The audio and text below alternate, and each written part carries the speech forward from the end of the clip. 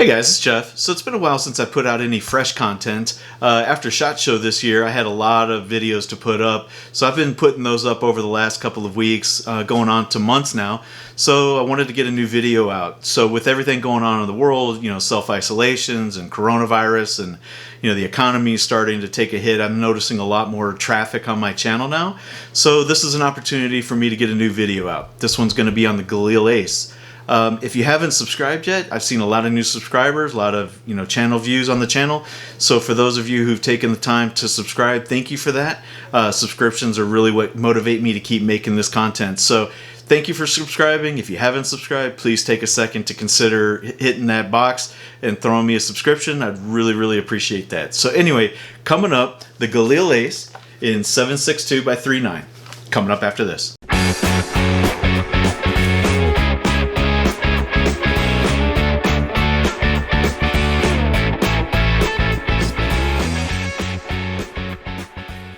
Alright guys, well welcome back. So this is going to be on the IWI Galil ACE rifle in 7.62x3.9. You see it here before you.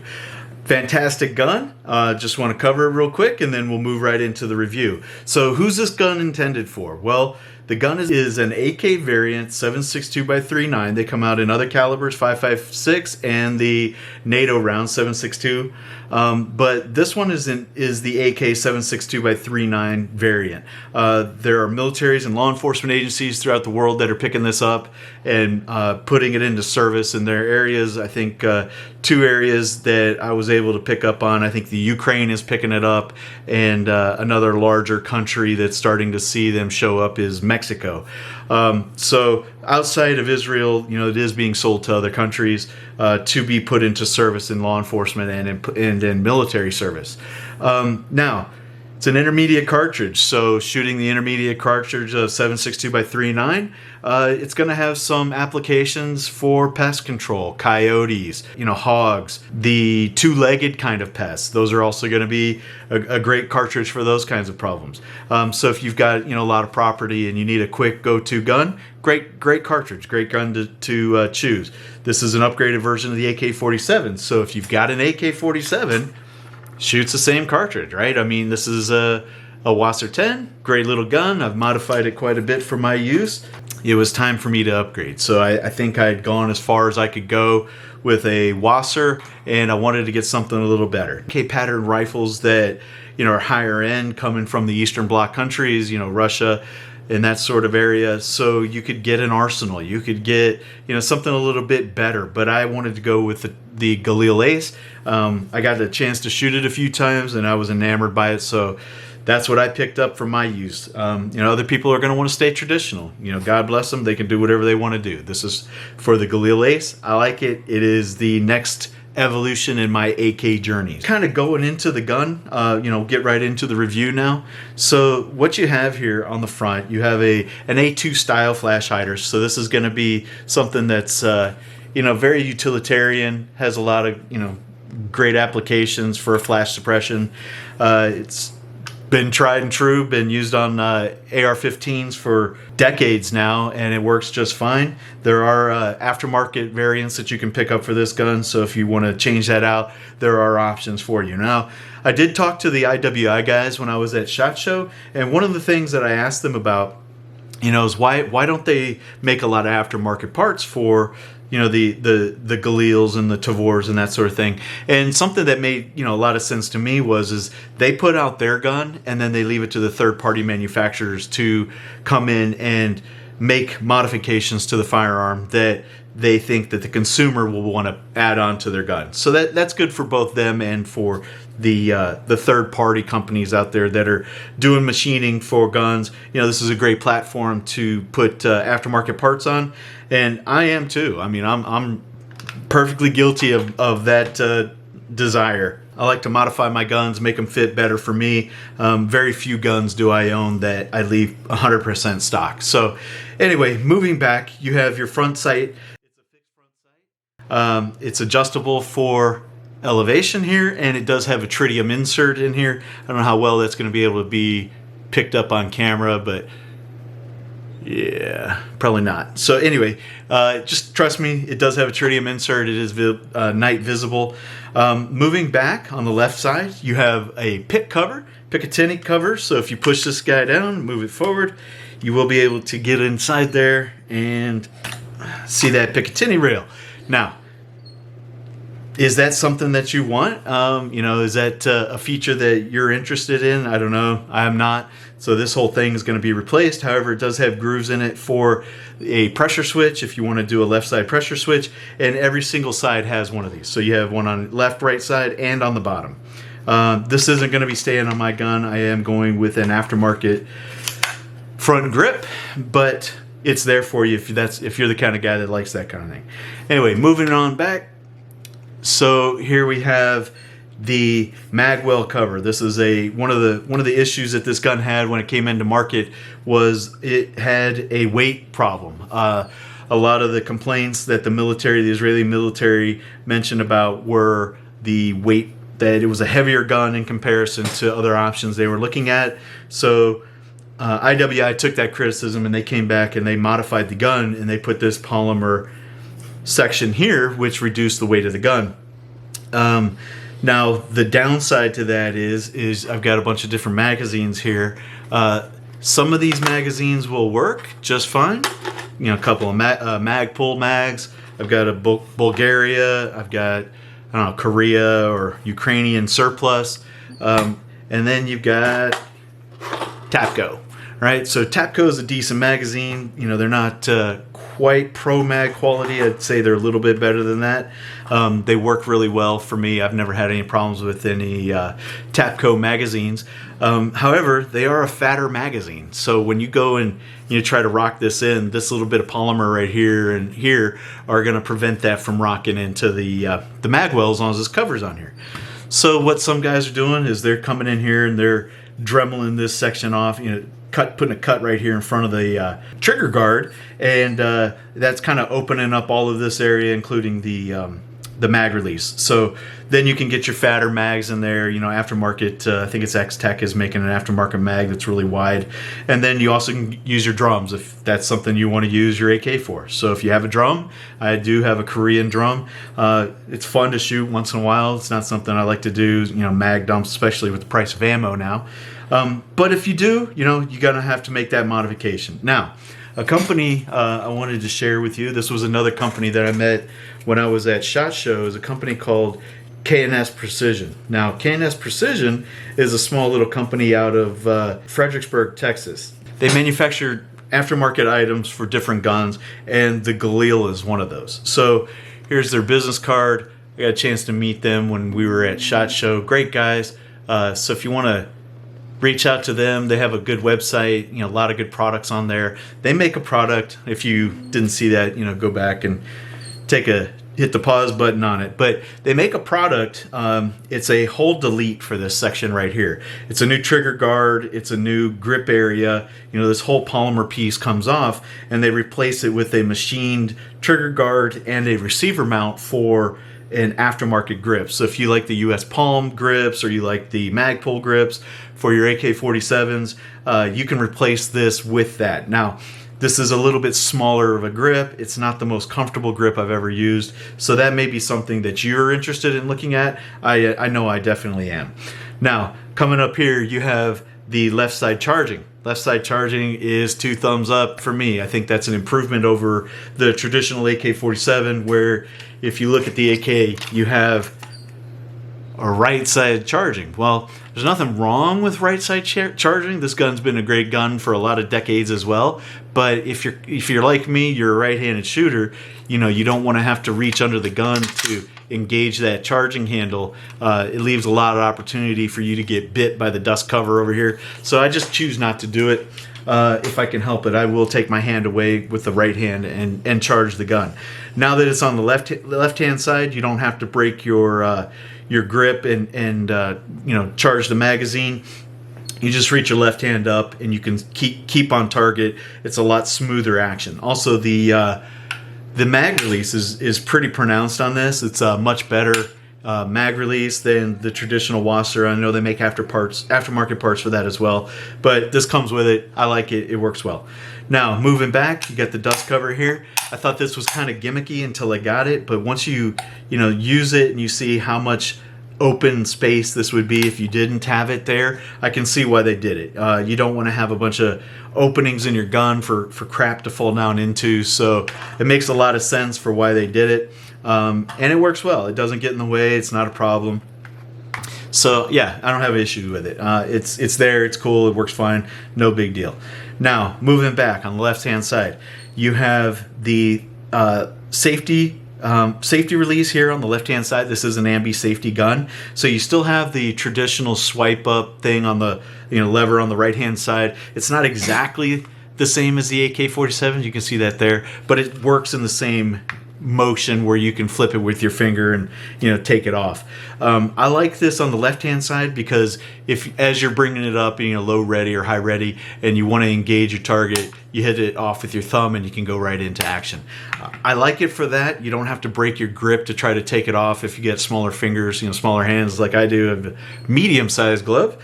Then it's just easier for me to try to push this off and start putting rounds down. So I like the ambi safety for that. I don't engage the safety with my left hand. I still swipe it up with the right hand. Continuing on back on the left hand side, you've got a sling mounting point here. It works pretty well if you have something you can hook into that. And then moving on back, this is a little pro tip. If you're going to be using this to disengage, I've seen personally, if you have to pull it into your gut and try to break tension on that, if you can just put your thumb right here and lift down on it, it breaks pretty easily, right? So just put your thumb here, you can get some good leverage on it, and then off it goes. So pro tip, I struggled with this for a little while, just want to pass that along. Now moving back to the back here, you've got your stock for this gun. Now there's nothing wrong with this per se. I mean, it's functional, it does its job. You can get 6-position stock on here so you can get it to fit your needs. But if you're like me and you want something that's a little bit more comfortable for you, and you want to replace this with a aftermarket stock, you're going to quickly discover that the diameter of the stock tube here is not round and it is not mil spec, and you will not be able to just quickly and easily replace this. Now they do make aftermarket accessories that you can replace this whole section if you want, but just know that going into it, that if you're the kind of guy that likes to modify your guns and you want to modify this piece, you are going to have to replace all of this.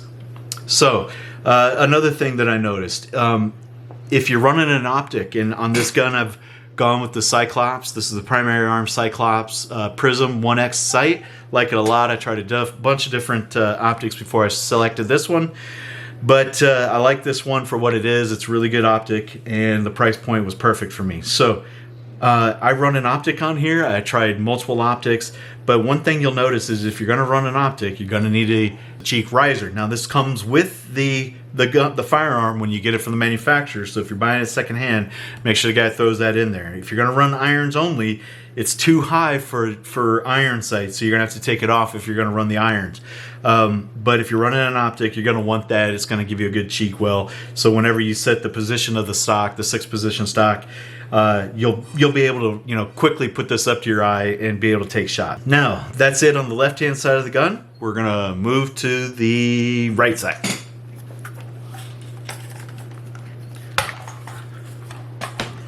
All right, right side of the gun. So pretty much identical to what you saw, moving this way down the gun. Obviously you have the pivot here for the folding stock.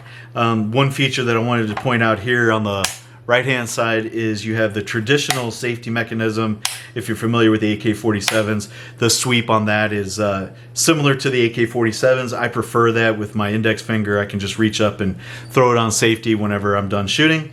Here you have your bolt, that's your reciprocating bolt that's going back through the side. Obviously when it's chambered, it's going to be closed. It does not have a bolt hold open on the 7.62x3.9. There is one on the 5.56x4.5, but again, this is the 7.62x3.9. Now, moving back, a lot of similarities to the left-hand side of the gun. You have another Picatinny Rail cover. you back to the barrel and off to the flash hider.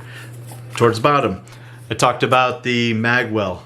You can see down inside there, I hope that you can see the bolt on the bottom. You can see it's a little bit further down inside there, so if you're running just a regular, say a Bulgarian polymer magazine, works great.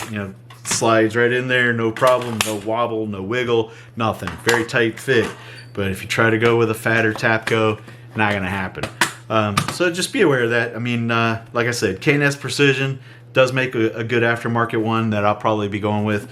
I just wanted to get a video out kind of in its original form before I started making modifications. So, going to the top. Now, you have a full-length Picatinny rail up here, right? So, how do they do that? That's gimmicky. On the AK-47s, these things rattle, they move, you lose zero, you take this thing off, you're going to be screwed. This isn't bolted down. This isn't like the Ultimac where it's got a band that goes around the barrel to lock it in place. This is using a dovetail slot that runs the length of the forend right here. And on the rear, it's notched in, so you're going to lock in right up here. And the takedown plunger here on the back is very protruded from the back of the gun, so hopefully you can see that. Now that's a pro and a con. It does make it a little bit more complicated to take it down, but it does do a good job of holding zero. So if you're taking your dust cover off and your optic is coming off with it, it does a great job of holding everything in place. I don't know how well this is going to hold up over time. I mean, this gun's been out for 6 years now. I've not heard of any complaints where they're losing zero over time as the gun breaks in. That's something to be aware of. This is a traditional area on the gun where there's a lot of action going on. You got your long tube piston going through here. There's a lot of violence, concussion and movement. Be interesting to hear, over time as decades wear on, how well this gun holds up. But out of the factory, the way it's manufactured right now, the thing holds zero, no problem whatsoever. So I'll go ahead and pop the dust cover off and we'll take a look on the inside. Alright, so as you can see, I have the top cover off. Now, one of the things you're going to notice when you get this gun, if you do decide to pick this one up, you have your little notch there in the front. That does hook into this does lock into the piston tube up here in the front. There is a notch up here for the receiving end, so that helps with a point of contact for locking this in place. And then on the back here, you got this reinforced rear section on the top cover. This does make it easier. It does make it more wear resistant on the back. Now, it does make it more complicated when you're trying to take it off until you've broken it in, because this area back here does get very, it is very tight. So, just be aware that when you're taking that out, it's going to take some force to get it in and out.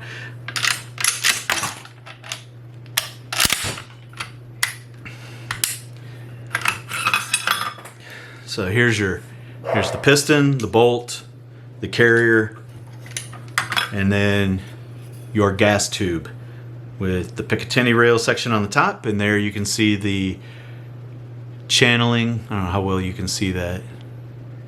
The channeling for the gas tube. There we go. So you can see that down in there. Anyway, so here it is, all stripped down. Just looks exactly like an AK-47 when you get to this point. But anyway, I'll put it back together real quick.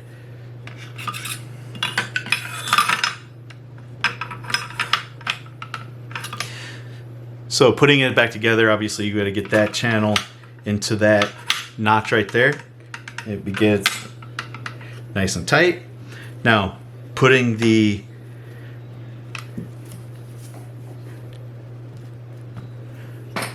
bolt and the piston back in, again, just like in an AK-47. And then something else to be aware of. Now, this was always a con in guns, in AK-47 type guns. I don't know how well this is going to hold up over time. People with more rounds can probably speak to it. but I've never liked these buffers, these rubber buffers for the bolt carrier group. They break down over time and they become more problem than they're trying to solve. But we'll see how this one handles the wear over time. Now, another little trick that the internet has become very another little trick that you'll find on the internet, when you're going to put this guy back in, instead of trying to push this back and then put your your cover back on and trying to get that pushed in, just put it down a little bit. So as you can see here, let me see if I can get that on camera. You just push it in, push it down just a little bit inside the frame there. And so when you get the dust cover on, this gets more complex as well, because it doesn't want to go on very easily. You got to give it a little love to coax it on. So I'm going to do that real quick off camera. All right, so as you can see, once you get it on there, mine requires a little love tap still. It's still fairly new, so once it gets broken in, you know, that's it's probably not going to be as much of a problem. But until that happens, you still got to take a little force to it to get it to go in. It needs a little massaging. Anyway, once it's in there, then you can just take the bolt, the charging handle, and rub the bolt.